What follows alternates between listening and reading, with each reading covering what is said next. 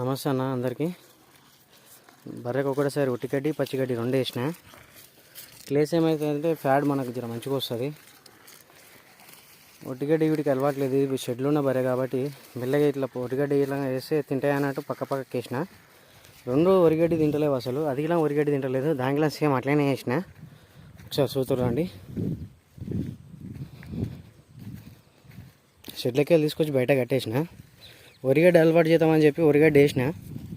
ఒరిగడ్డి అంతా తింటలేవు, పక్కకు ఒరిగడ్డి వేసిన. ప్లస్ ఇది మేత, దీనికి ఒక మోపు దానికి ఒక మోపు రెండుకి వేసిన. తొక్కుంటుంది నువ్వు కది, మొత్తం ఖరాబ్ చేసుకుంటుంది మేత. కాలుతుంది అదే తింటుంది. వీడియో ఇష్టం